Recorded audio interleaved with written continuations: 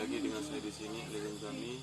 Di sini saya ingin menjelaskan kepada teman-teman apa itu pajak dan apa guna pajak itu sendiri. Pajak merupakan pungutan dari wajib dari rakyat untuk negara. Setiap sen uang pajak yang dibayarkan rakyat akan masuk ke dalam pos pendapatan negara dari sektor pajak. Dan uang pajak itu tersebut digunakan untuk kepentingan umum, bukan untuk kepentingan pribadi.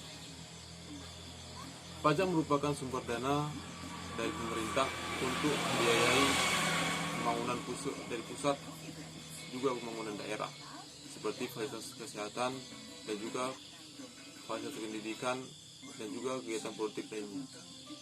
Baiklah, di sini saya ingin menjelaskan tentang salah satu, yaitu pajak bumi dan bangunan.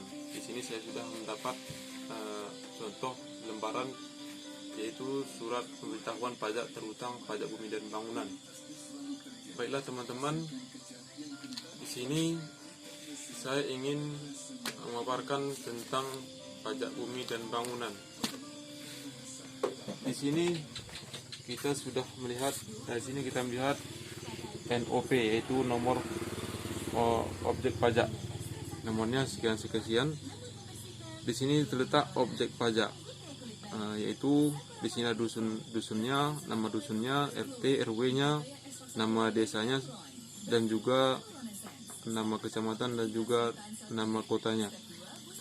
Terus di sini juga terdapat nama dan alamat wajib pajak, yaitu nama ombud dan dusunnya, dan juga RT, RW-nya, juga desa dan kotanya.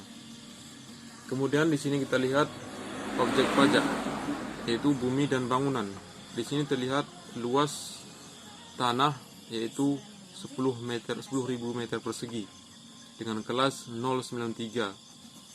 Kemudian NJOP meter perseginya yaitu 1.200 rupiah, 1.200. Dan total NJOP yaitu 12 juta rupiah. Kemudian bangunan yaitu 0 dan NJOP-nya 0. Terus NJOP kita ketahui yaitu NJOP TKP yaitu 12 juta rupiah. NJOP untuk penghitungan PBB 12 juta. Tarif yaitu 0,125% dikali dengan 12 juta, yaitu dapat PBB yang terhutang yaitu 15.000 rupiah. Dan biasanya tanggal tempo itu yaitu 30 November 2021. Dan tempat pembayaran yaitu loket PBB, BBP, KKD. Itu sekilas tentang surat pemberitahuan pajak terhutang pajak bumi dan bangunan. Kemudian di sini teman-teman saya ingin menjelaskan ada kasus tentang penghitungan pajak bumi dan bangunan, yaitu di sini saya sudah buat soal suatu kasus yaitu tanah. Adapun kasusnya yaitu tanah seluas 40 meter persegi dengan harga 3 juta rupiah dan bangunan juga seluas 20 meter persegi dengan harga 2 juta rupiah meter persegi. Kemudian di sini kita hitung teman-teman PBB yang terhutang jika NJTKP-nya 8 juta rupiah. Baiklah teman-teman, di sini saya akan buat cara perhitungan.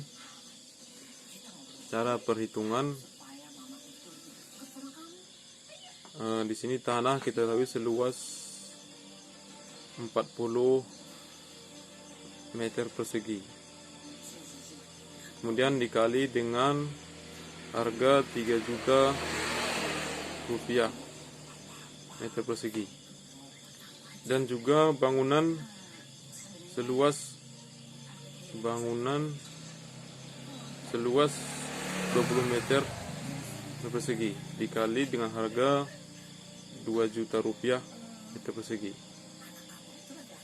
Kemudian di sini kita kalikan, yaitu dapat hasilnya 120 juta rupiah. Dan juga bangunannya dikalikan 20 meter persegi kali 2 juta yaitu 40 juta rupiah. Dan NJOP-nya 120 juta ditambah dengan 40 menjadi 160 juta rupiah.